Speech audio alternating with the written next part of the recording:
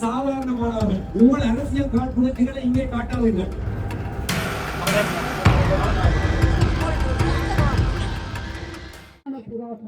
பண்புரா என்ற தேசத்தோடு இந்த மக்களை அரவணை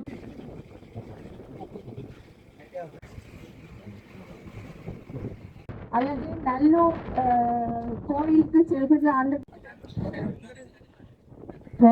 செலவுடன் தங்கள் இறுதிகளை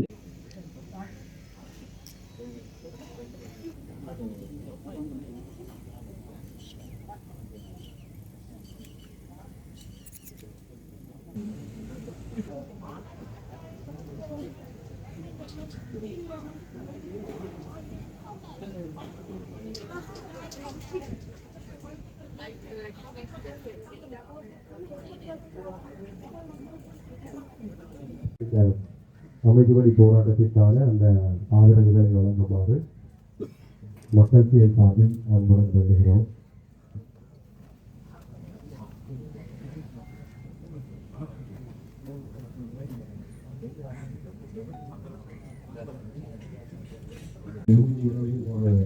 மாற்றங்களுக்காக அதை அறிவிப்பதற்காக அந்த ஒரு புது ஊடக சந்திப்பிருப்பதனால்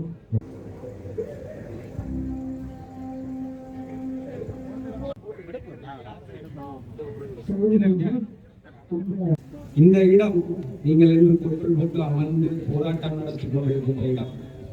உங்கள் எதிரே இருக்கின்ற கோயில், அதன் பின்னால் உள்ள மரம், அவற்றுக்கு பின்னுள்ள இடம். இன்று நீங்கள் கூழ்வார் போட்டு குடித்துக் கொண்டிருக்கின்ற இடத்தில் அந்த மரத்தின் பின்பகுதியில் எல்லா இடங்களிலும் உணவுகளை தேடி தோண்டப்பட்டிருக்கிறது. அந்த மரத்துக்கு கீழே முன்னால் இருந்து 60 அடி தூரத்திலே இன்று நீங்கள் செம்மணியிலே எப்படி எலும்புக்கூறுகளை பார்த்தீர்களோ ஒன்றோடு ஒன்று நெருக்கமாக ஒருவரை ஒருவர் அணைத்தபடி அல்லது பார்த்தபடி இருக்கக்கூடிய மாதிரியாக அந்த எலும்புகள் காட்சி அளித்திருக்கின்றனவோ அதே போன்ற எலும்புக்கூறுகள் இந்த மரத்துக்கு கீழே இருந்திருக்கின்றன. அவற்றை ஒளிப்படங்களாக பதிவு செய்திருக்கின்றனர். இன்று நீங்கள் பார்க்கின்ற அதே மாதிரியான காட்சிகளை புதைகுழிக்குள்ளே இருந்து மீட்கப்படும் போது அந்த எலும்பு கூடுகள் உங்களுக்கு தருகின்ற அதே உணர்வுகளை அன்றைக்கு ஒரு பத்திரிகையாளனாக நான் இங்கே அனுபவித்திருக்கிறேன். இன்று உங்கள் எல்லோராலும் இந்த பகுதியிலே வர முடியாது, போக முடியாது. ஆனால் அன்றைக்கு இது ஒரு மிகப்பெரிய பாதுகாப்பு வலயத்தில் உட்பட்ட பகுதி. உள்ளே யாரும் நுழைந்துவிட முடியாது. அனுமதி பெற்ற பத்திரிகையாளராக இருந்தாலும் பாதுகாப்பு அமைச்சினுடைய இங்கே இருக்கின்ற இராணுவ தளத்தினுடைய அனுமதியை பெற்றதற்கு பின்னர் தான் உள்ளே வர முடியும். எனக்கு முதல் நாள் காட்சி இப்போது நன்றாக ஞாபகம் இருக்கிறது. இந்த விடயத்தில் செம்மணியையும் கிருஷ்ணாந்தி வழக்கையும் ஒன்றாக்கிக் கொள்கின்ற ஒரு தன்மையையும் அந்த மாதிரியான ஒரு குழப்பத்தை சில சமயங்களில் சில ஊடகங்களில் அல்லது யூடியூப் தளங்களில் பார்க்கக்கூடியதாக இருக்கிறது. செம்மணி வழக்கு வேறு, அல்லது செம்மணி மனித புதைகுழி என்பது வேறு, கிருஷ்ணாந்தி வழக்கு என்பது வேறு. கிருஷ்ணாந்தி வழக்கு முடிந்த போதுதான் செம்மணி ஆரம்பமாகும். அதற்கு முன்னர் வரைக்கும் செம்மணியே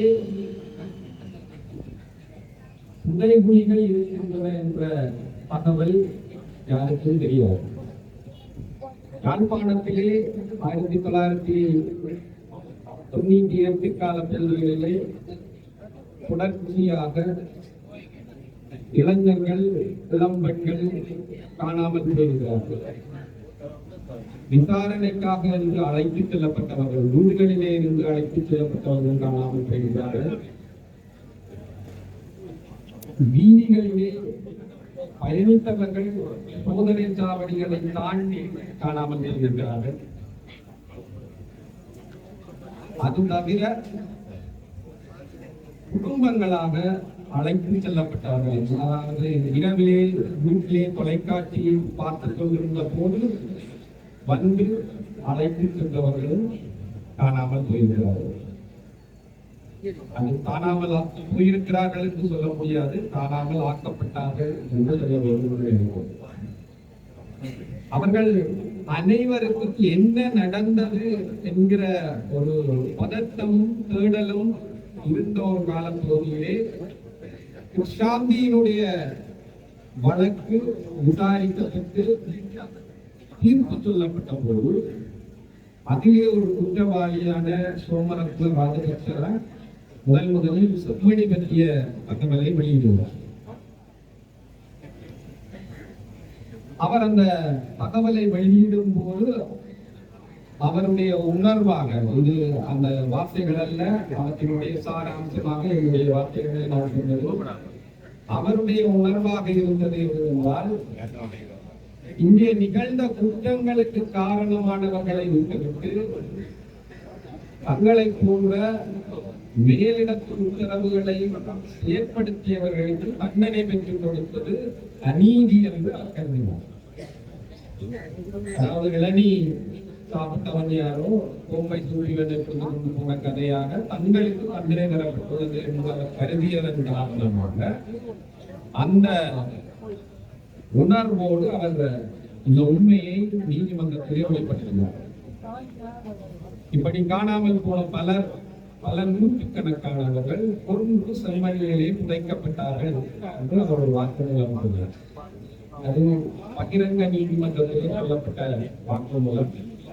எனவே அதை தொடர்ந்து விசாரித்து நடவடிக்கை எடுக்க வேண்டிய ஒரு கட்டாயம் நிர்பந்தம் அன்றைய அமெரிக்க அரசாங்கத்துக்கும் ஏற்பட்டது. ஏனென்றால் சாந்தியினுடைய வழக்கு அன்று மிகப்பெரிய அளவில் சர்வதேச கவனத்தை ஈர்த்துள்ளது. அந்த கவன ஈர்ப்பின் காரணமாக சுஜாந்தி வழக்கின் தீர்ப்பு மீது சர்வதேச ஊடகங்களும் சரி, சர்வதேச மனித உரிமை அமைப்புகளும் சரி மிக ஆர்வமாக கவனம் செலுத்தின. அப்போது இந்த தகவல் வெளிப்பட்டதன் காரணமாக அதை மூடி மறைக்கவோ அல்லது வழக்கம் போன்று காலங்கடத்தி தட்டி கழிக்கவோ முடியாத வகையிலே விசாரிக்க வேண்டிய ஒரு இக்கட்டு நிர்பந்தம் அன்றைய கால அரசாங்கங்களுக்கு ஏற்படும். அதன் விளைவாக செம்மணியிலே மனித புதைகுழிகள் இருப்பதாக அல்லது பல நூற்றுக்கணக்கானவர்கள் புதைக்கப்பட்டார்கள் என்று அந்த துப்பாய் சொன்ன வாக்கு மூலம் உண்மையா என்பதை அறிவதற்கான முதற்கட்ட ஒரு விசாரணை நடந்தது. அந்த விசாரணைக்காக அவர்கள் இதே செம்மணிக்கு அழைத்து வரப்பட்டார். இது போன்று இந்த ஏனையினுடைய நீளத்திற்கும் ராணுவ வாகனங்களும் துறை வாகனங்களும் அதிகாரிகளும் சட்டமா அறிவில் நிலைக்களத்திலே இருந்து வந்திருக்கக்கூடிய உயர் அதிகாரிகள் இணைந்திருந்தது. இந்த இடத்தில் இருந்து செம்மணி வரைக்குமான பாதையிலே 2 வாகனங்கள் அனுமதிக்கப்பட்டன. அவற்றில் ஒன்று அந்த தகவலை வழங்கிய நிறுவனத்தினுடைய அவரை ஏற்றிக் கொண்டு வாகனம். அவர் தான் சொன்னது உண்மை என்பதை நிரூபிக்கத்தக்க வகையிலே முதலில் செம்மணி சுடலையில் இருந்து 200 மீட்டர் தூரத்திலே ஒரு இடத்தை அடையாளம் காட்டினார். அந்த இடம் தோண்டப்பட்ட போது அதிலே ஆணும் பெண்ணுமாக 2 உடல்கள் கண்டறியப்பட்டன. இதுதான் செம்மணி புதைகுழியினுடைய ஆரம்பம். அந்த உடலங்கள் அவர் காட்டிய இடத்திலே அச்சொட்டாக அவர் காட்டிய இடத்திலே அந்த உடலங்கள் கண்டெடுக்கப்பட்டதன் காரணமாக அவர் சொன்ன வாக்கு மூலத்தில் உண்மை இருக்கிறது என்பதை நீதிமன்றமும் அரசியலும் ஏற்றுக்கொள்ள வேண்டியதாக இருந்தது. எனவே அது தொடர்பான தொடர் விசாரணைகளுக்கு உத்தரவிடப்பட்டது.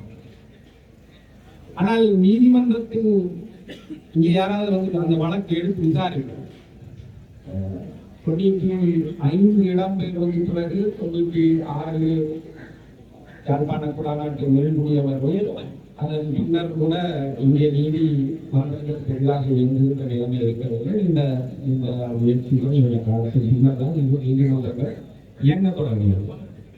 அப்படி நீதிமன்றங்கள் இயங்க தொடங்கிய ஒரு குறிப்பிட்ட காலத்துக்குள்ளே இந்த வழக்கை விசாரிப்பதற்கு யாழ்ப்பாணத்திலே இருக்கிற நீதிபதிகளை நியமித்த போது அவர்கள் யாரும் விசாரிப்பதற்கு முன்வருகிறது. என்னுடைய ஞாபகங்கள் சரியாக இருந்தால் மாணிக்கவாசகர் இளஞ்செழியன் இந்த வழக்கை விசாரணைக்கு எடுத்துக்கொண்ட 4வது நீதிபதி. அதாவது அவருக்கு முன்பாக 3 நீதிபதிகள் நியமிக்கப்பட்டு அவர்கள் அந்த வழக்கிலே இருந்து தாங்கள் விலகிக் கொள்வதாக அறிவித்ததை தொடர்ந்து அதிலேயே ஒரு 2-3 மாதங்கள் போய்விட்டது ஒரு நீதிபதியை நியமிப்பது. அதன் பின்னர் கொழும்பிலே இருந்து திருவாளர் மாணிக்கவாசகர் இளஞ்செழியன் அவர்கள் நீதிபதியாக நியமிக்கப்பட்டார். அவர்தான் இந்த செம்மணி வழக்கை தொடர்ந்து விசாரணைக்கு உட்படுத்தியது.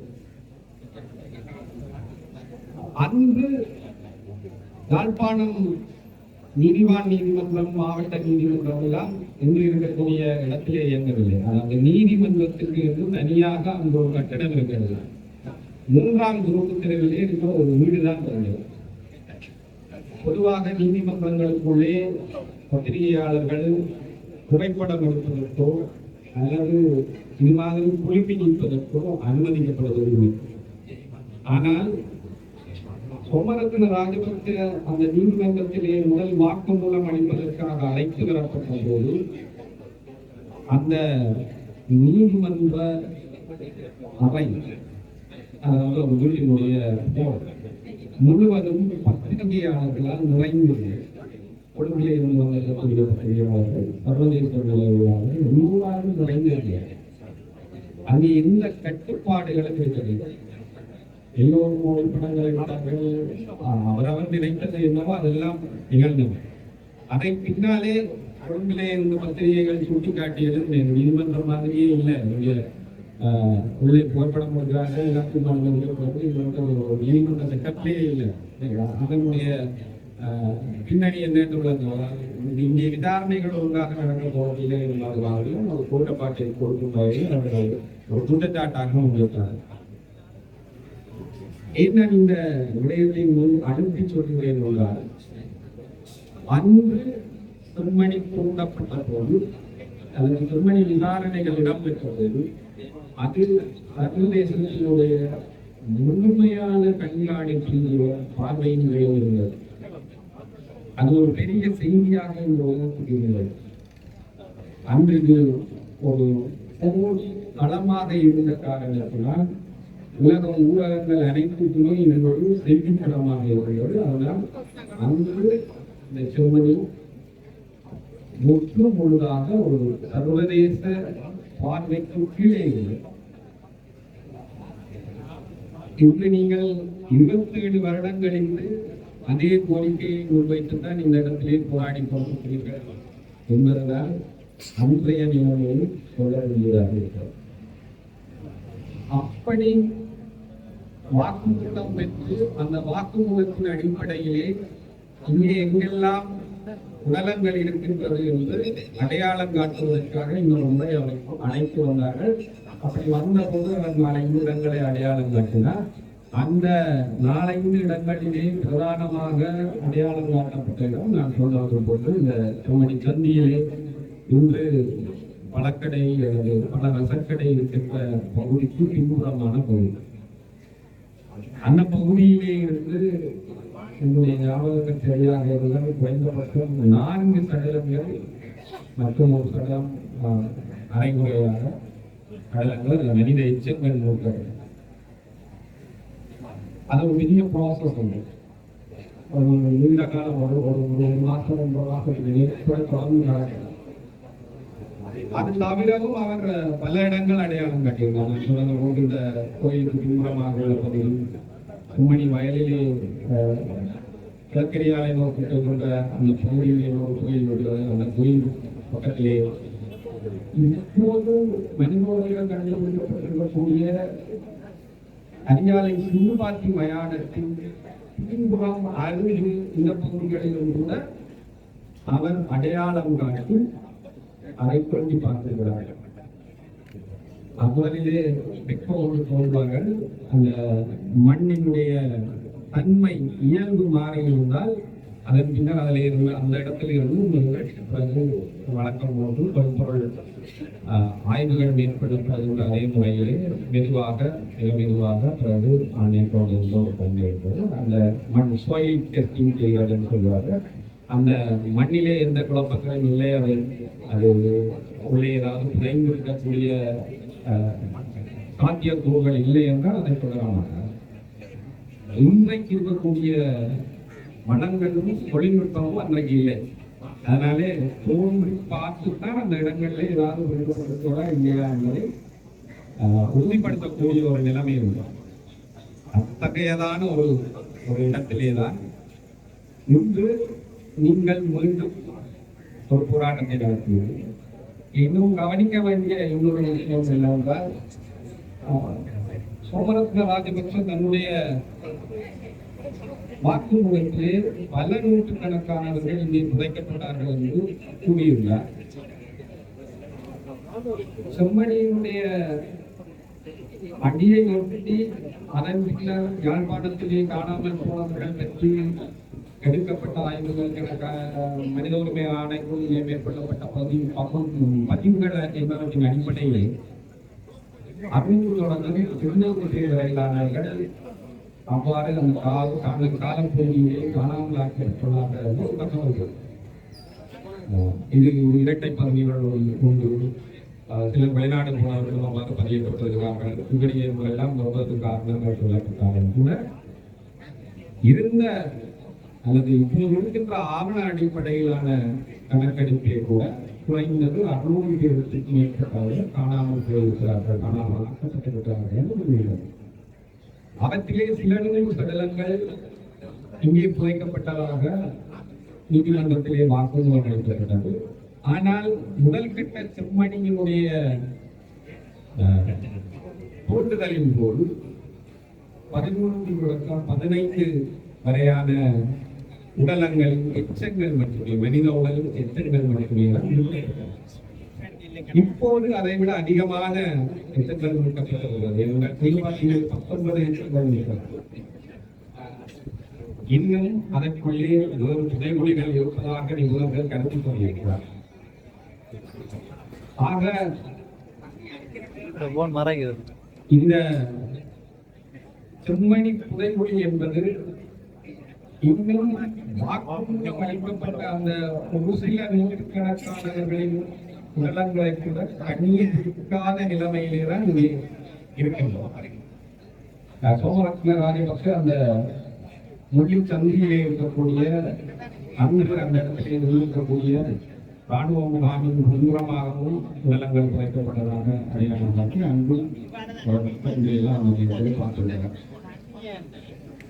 அப்படி பார்க்கும்போது கொலை வளையமாக நிகழ்ந்திருக்கிறது.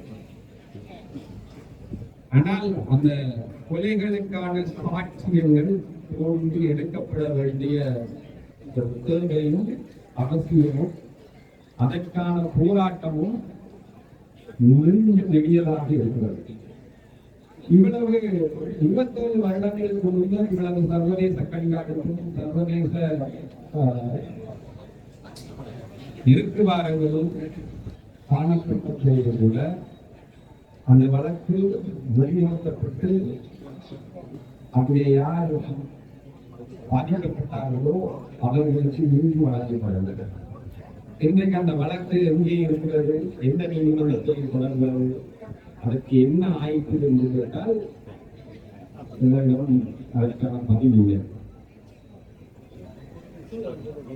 மீண்டும் தொடங்கிய போது யாழ்ப்பாண நீதிமன்றத்திற்கு வருவதும் இந்த வழக்கு விசாரணைகளுக்காக தோன்றுவதும் தங்களுக்கு பாதுகாப்பு இல்லை என்று இந்த வழக்கிலே சந்தேக நபர்களாக குறிப்பிடப்பட்ட இராணுவத்தினர் கூறி சில சமர்ப்பணங்களை செய்வதன் அடிப்படையிலே அது அனுராதபுரத்துக்கு மாற்றப்பட்டது.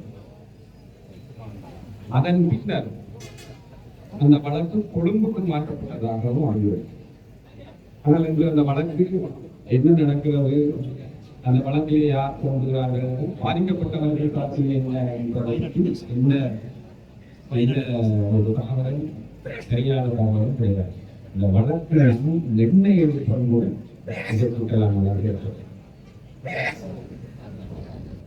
சர்வதேச கவனத்தோடு அதன் பங்களிப்போடு உங்கள் இவ்வளவு பேர் நிற்பதை போன்று அன்றைக்கு சர்வதேச ஊடகவியலாளர்களும் சர்வதேச மனித உரிமை அமைப்புகளின் ஒரு பிரதிநிதிகளும் அங்கே நின்றிருந்தாங்க.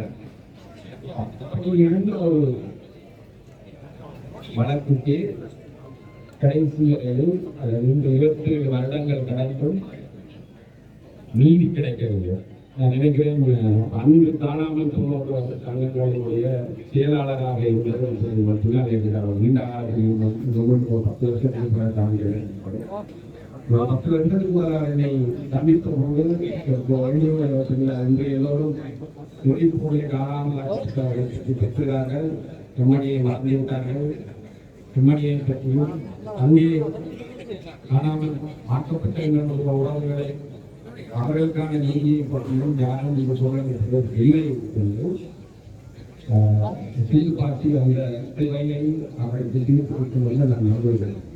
நேற்றைய தினமும் நாங்கள் ஊடக சந்திப்பை நடாத்தி எங்களது இந்த நிகழ்ச்சியின் இறுதி எப்படியாக இதை அமைத்து நிகழ்வை முடித்ததாக அறிவித்திருக்கிறோம்.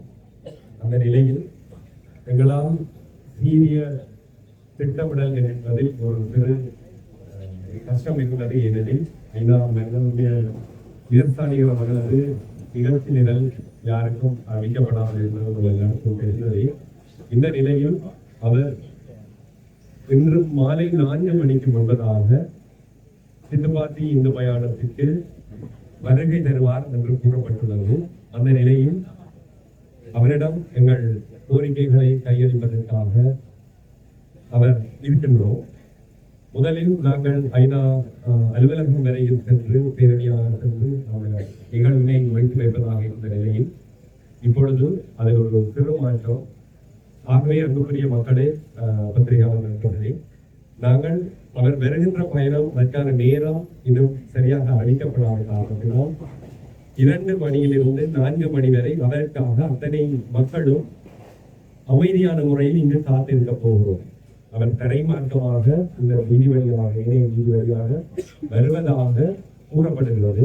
அவர் வருகின்ற நேரம் எங்களுக்கு தெரியாத காரணத்தினால் சர்வதேசத்தை திரும்பி பார்க்க வைக்கக்கூடிய இந்த மக்கள் அமைதி போராட்டத்தை அவர் நிச்சயமாக அந்த வேண்டுகோள் விடுக்கின்ற மக்களையும் பார்க்க வேண்டும் என்பதற்காக நாங்கள் 2 மணியிலிருந்து 4 மணி வரை நமது நிகழ்வுகள் முடிந்த பின்பாடு இணைய நிகழ்வுகள் இங்கு நடந்து கொண்டிருக்கின்ற நேரில் அவரது வருகைக்காக இங்கே 2 மணியிலிருந்து 4 மணி வரை காத்திருக்கிறோம்.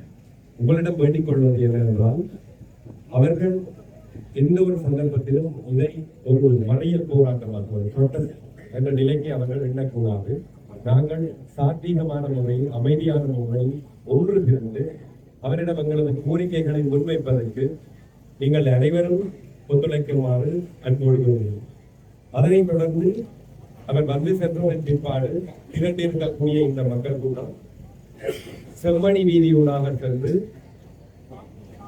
ஏவி வீதியூடாக சென்று மீண்டும் தபாட்பட்டி சந்தியை அடைந்து அங்கிருந்து சித்துப்பாத்தி மயானத்துக்கு வருவதுடன் இந்த பேரணி நிறைவு பெறும். அரசியல் சார்ந்து இருக்குமானால்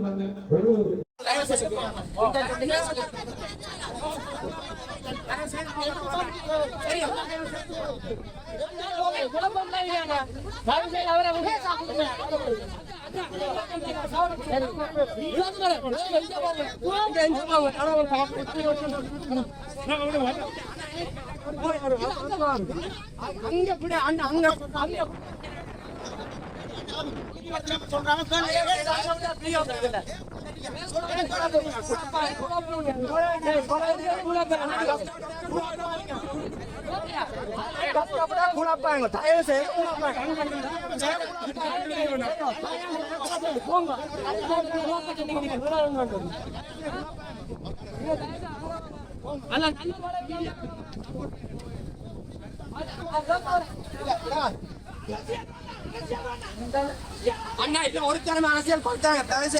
சாதாரணமானவர்கள், எந்த கட்டி பின்னணியும் இல்லை.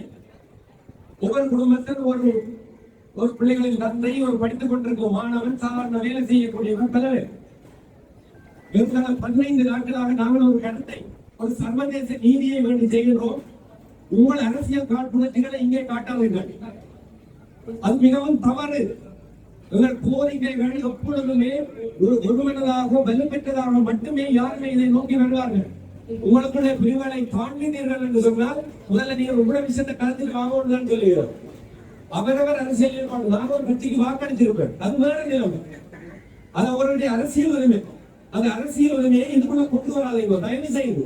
கேட்கிறோம், இத்தனை இளைஞர்கள் நீங்கள் இந்த நேரம் தான் வாங்குறீர்கள். அக்கறையை நாம் பார்க்க முடியாது இருக்கிறது. யாருடைய அக்கறை நிர்வாகங்களும் அவர்களை காண்பிச்சு கொண்டுதான் இருக்குது. ஒரு மன வருத்தத்துல மன வேதனையில தான் இருக்கு. ஒத்துழைப்பு தரவும் அந்த வாரவருக்கு அந்த கவலையை போராடுறதுக்காக கிட்டத்தட்ட 15 நாட்கள் நீங்கள் எத்தனை நிமிடங்கள் இதில் நின்றுக்குமாறு எனக்கு தெரியாது. ஒரு உத்தியோகத்தை அத்தனை பேர் இருக்கிறார்கள். பல்கலைக்கழக மாணவர்கள் இருந்து அத்தனை பேர் இதுபடி ஒரு வரக்கூடாது என்று நான் எனக்கு தெரிந்த கட்சி தலைவர்களிடம் எல்லோரிடமும் கேட்டிருந்தேன், அனைவருடைய அமைப்புகளிடம் கேட்டிருந்தேன். இதை இப்படி திசை மாற்றாதீர்கள். ஊடக நண்பர்கள் அன்பாக தயவு செய்து டிஆர்பி இதுகளுக்காக அவர் போராடினால் அவருக்கு பின்னாலே எடுத்து கொண்டு போறீங்க. இருந்த தொழிற்பொருள் மாறிடும் ஐயா. கெஞ்சி கேட்கிற ஒரு நீதி கேட்கிற அமைதி போராட்டத்தை இப்படி மாற்றுங்கள். ஆதரவு தந்திருக்கின்ற அனைத்து உறவுகளுக்கும் ஒரு அன்பான வேண்டுகோள். இந்த சமயம் குறைவு மக்கள் அல்லாது மலப்பாய பிரதேசத்தில் இருக்கின்ற அத்தனை குறைப்புகளுக்கும் ஒரு இணைய பக்கம் இருக்கின்றது. சம்பவம் தெரிந்தவன் என்ற வகையில் இவ்வாறான ஒரு சந்தர்ப்பத்திலே நாங்கள் நடந்த உண்மைகளை, சில விடயங்களை தெரிவிக்க வேண்டிய தேவை இருக்கிறதுனாலே பேசுகிறேன். நான் கைதை முத்துக்குமார் சாய் மகா வித்தியாலயத்திலே உபயநிலையிருக்கின்ற காலம் என்னுடைய பாடசாலையில் உப அதிபராக குமாரசாமி டீச்சர், நாங்கள் தேவி டீச்சர் சொல்லுவோம். அவர் தான் கிருஷ்ணாவினுடைய அம்மா. அவர் அங்கே உபாதிகராக இருந்த காலத்தில் ஞானநந்தி என்ற ஒரு பிள்ளை ராணுவ வாகனம் மோதி இறந்த நிகழ்வுக்காக அவருடைய நன்மையான கிருஷ்ணாந்தியர்களும் அந்த மரங்கள் செல்வதற்கு இந்த வீதி வழியாக கடிந்த போது காணாமலாக்கப்பட்டார். இவ்வாறு காணாமலாக்கப்பட்ட அந்த சந்தர்ப்பத்திலே தனநாதர் என்று சொல்லப்படுகிற கைதறி வழக்கை சேர்ந்தவர் இந்த பிள்ளை இந்த பெண்ணுக்கு முன்னால் மறைக்கப்பட்டதை பார்த்திருந்தார். இவர் இந்த சம்பவங்கள் எல்லாம் நடைபெற்று உறுதிய காலத்துக்குள்ளே நான் நினைக்கிறேன் அவருடைய சொந்த சகோதரியோ இன்னொரு ஒன்றப்பட்ட சகோதரியோ கிடையாது. வெளிநாட்டிலே பிபிசி போன்ற ஏதோ ஒரு பெரிய செய்தி சேவையில் வேலை செய்த அவர் அங்கெடுத்த கடும் முயற்சியின் பயனாக உடனடியாக இந்த கிரிசாந்தியினுடைய கொலை வழக்கு தொடர்பான விசாரணைகள் ஆரம்பிக்கப்பட்டது. வெளிநாட்டில் இருந்தும் அந்த விசாரணைக்கான குழுக்கள் வந்திருந்த காலத்திலே கனநாதன் என்பவர் எனக்கு மிகவும் தெரிந்த ஒருவர். அவரை முதலாவதாக அந்த விசாரணை குழு வந்திருக்கிறது. அவர் பயத்திலே அதை சொல்லவில்லை, ஆனால் அவர் மது அருந்தக்கூடியவர். அவர் அந்த விசாரணை குழு சொல்வது உங்களுடைய உயிருக்கு எந்த விதமான பிரச்சனையும் இல்லை என்று சொல்லி அவர் இந்த விசாரணையை செய்கிறார்கள், தகவல் திரட்டுகிறார்கள். அப்போது அவர் சரியாக அந்த நேரத்தை சொல்லுகிறார். நான் சரியாக இத்தனை மணிக்கு இந்த பிள்ளையை கண்டான், அதான் முதல் அந்த தகவல். அந்த தகவலை வைத்துக் கொண்டு அப்போது இருந்த அந்த முகாமுக்கு பொறுப்பாக இருந்த ராணுவ அதிகாரி அதனை தொடர்ந்து அவரின் மூலமாக சம்பந்தப்பட்ட ராணுவத்தினர் விசாரணைகளுக்காக எடுக்கப்பட்டு இந்த விஷயம் வெளியுறவுக்கு வந்து செல்கின்றது. இதனூடாக பின்னர் வழக்குகள் நடைபெற்றது, தண்டனைகள் நடந்தது. அதிலிருந்து அவர்கள் மீண்டும் விடுவிக்கப்பட்டது. இவ்வாறான சம்பவங்கள் இருக்கிறது. நாங்கள் சொல்ல வருகிற விடயம், இந்த கிரிசாந்தியினுடைய இந்த கொலை வழக்கு அந்த கிருபா என்பவர் எல்லாம் அவருடைய உலக முன்னுக்கு வேலை செய்து வருவார். அவர்தான் அவரை கூட்டி வந்தது.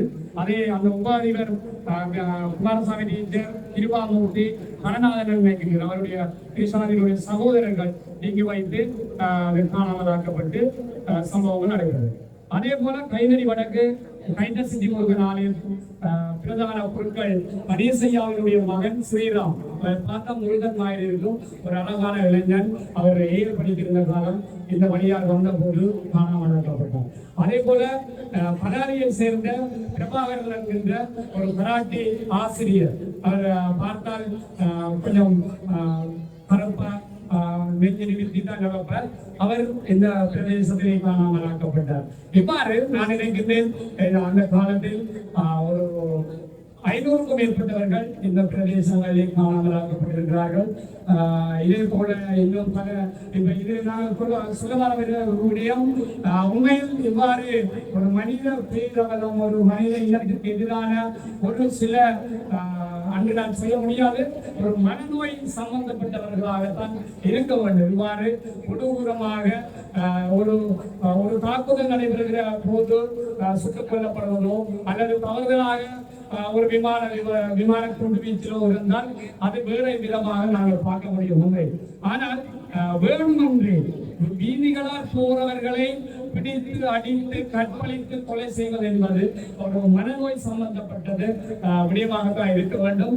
இவ்வாறான போராட்டங்கள் எதிர்வரும் காலங்களிலே எங்களுடைய இனத்திற்கு இவ்வாறான துன்பமான சம்பவங்கள் இடம்பெறக்கூடாது என்பதிலே நாங்கள் போராட்டங்கள் எடுத்துரைக்க வேண்டும். நான் நினைக்கின்றேன் ஒவ்வொருவரும் வருவதும் அரசாங்க நிகழ்ச்சி நிரலுக்கு இணங்க அவர்கள் வெளிநாடுகளில் இருந்து வருகின்ற அதிகாரிகளாக இருக்கலாம் அல்லது ஐக்கிய நாடுகள் சபையை சேர்ந்தவர்களாக இருக்கலாம்.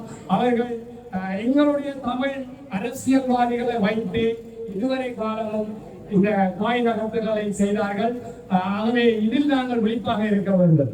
எங்களுடைய மக்களை வைத்து எங்களுடைய இனம் அழிக்கப்படுகின்ற அந்த கேவலம் எப்போதும் நடைபெறுகிறது.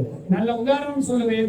டேவிட் மெமரன் வந்த போது வழிவடக்கு மக்கள் மாவட்டபுரம் கந்தசாமி கோயிலுக்கு முன்னால் 3500 மக்கள் நாங்கள் போராடிய போது அரசாங்கத்தினுடைய நிகழ்ச்சி நிரலுக்கு ஏற்ப சபாபதி பிள்ளை முகாம் என்று மல்லாகத்தில் இருக்கிற ஒரு சிறிய முகாமை காட்டி மிக தந்திரமாக பலாலி விமான நிலையத்தில் இருந்து அவரை அனுப்பிவிட்டு இப்போது நடக்கப்படுவது போல இதுவும் வரைகுடார் வருகிறார் என்று சொன்னார்கள். இதே போல் தான் நாங்கள் ஏமாந்து கொண்டிருக்கிறோம். நன்றி. போராட்டம் ஆதியிலே பிறந்த இனம் மல்லன் பட்டு வாழ்கிறது, பாதியிலே வந்த இனம் பாவங்களை செய்கிறது. ஆதியிலே பிறந்த இனம் மல்லன் பட்டு வாழ்கிறது, பாதியிலே வந்த இனம் பாவங்களை செய்கிறது. தோன்றிடம் இடமெல்லாம் தாழனின் நெஞ்சங்கள் தாழினா பெண்களின் கற்பினை சோழையாடி. தோன்றிடும் இடமெல்லாம் தமிழனின் நெஞ்சங்கள் தாழினா பெண்களின் கற்பினை சோழையாடி.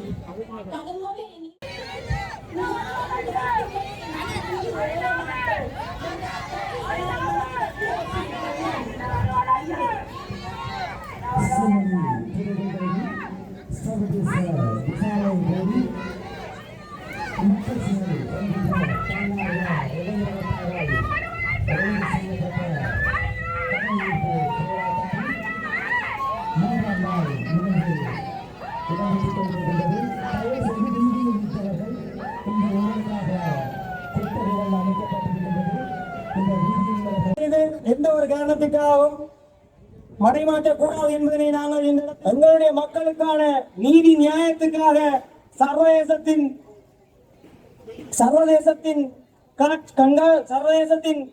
வழி எங்களுடைய பக்கம் திரும்பி பார்க்க வேண்டும் என்பதற்காக நாங்கள் உணர்வுடன் இங்கே இருந்து போராடி கொண்டிருக்கின்றோம்.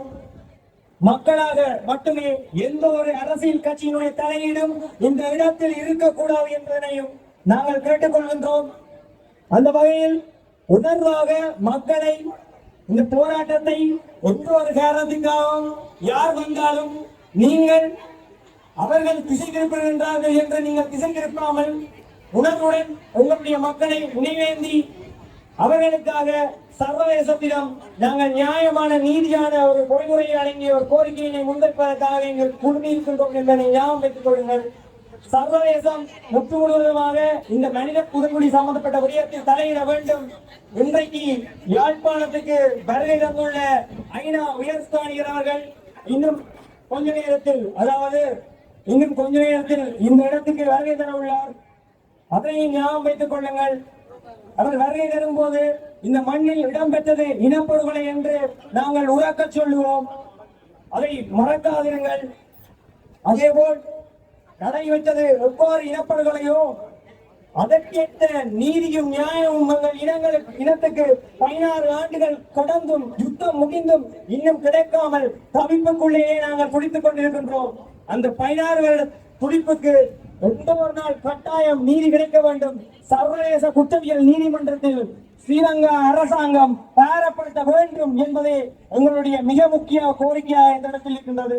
இது மட்டுமில்லாமல் இந்த மண்ணில் படுகொலை செய்யப்பட்ட எங்களுடைய இந்த மக்களை தொடர்ச்சியாக நினைவு கூர்ந்து, அது மட்டுமில்லாமல் இந்த சர்வதேசம் நீதி கேட்கிற ஐக்கிய நாடுகளுக்கான கோரிக்கைகள் எரிந்து கொண்டிருக்கிற அணையாவிடத்தின் கீழ் சமர்ப்பிக்கப்பட்டு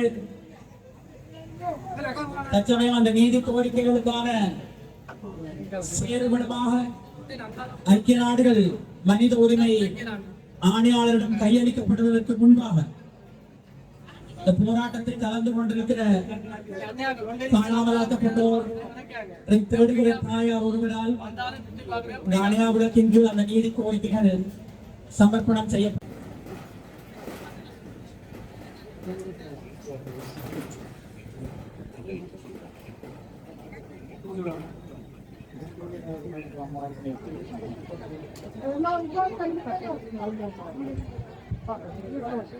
செம்மணி மனித புகைப்பிடிக்கு சர்வதேச நீதி தயவுடன் கோஷம் எடுக்க வேண்டாம் என்று உங்களை அன்போடு கேட்டுக்கொள்கிறோம். அமைதியாக மனித உரிமை பேரவருடைய ஆணையாளருடைய வருகை எங்களுடைய கோரிக்கைகளை பெற்றுக் கொள்வது இந்த போராட்டத்தில் இருக்கிற தாய் ஒருவர் ஆணையாளர் அவர்களிடம்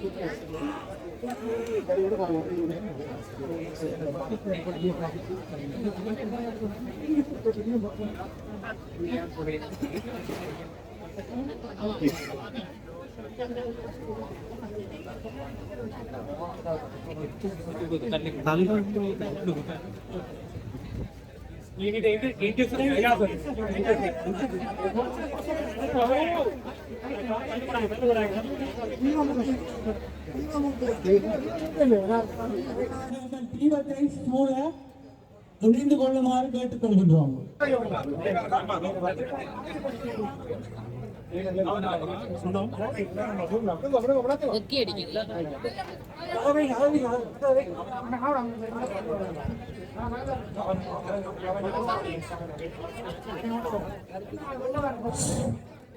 தற்பொழுது இந்த 3 நாட்களாக இந்த இடத்தில்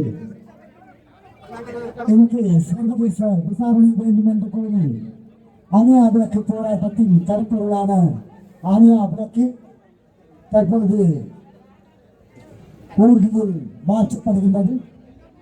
அதற்கு நீங்கள் நிரந்தரமான ஒரு நினைவு சின்னம் ஒன்று உங்களிடத்தில் தொகுதியீடு செய்யப்பட இருக்கின்றது.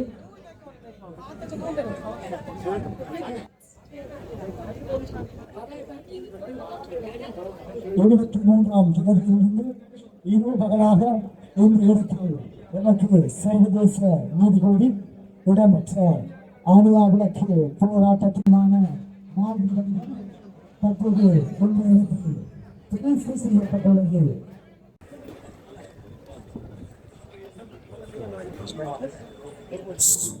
மக்களால் மக்களுக்காக ஏற்பாடு செய்யப்பட்ட போராட்டமானது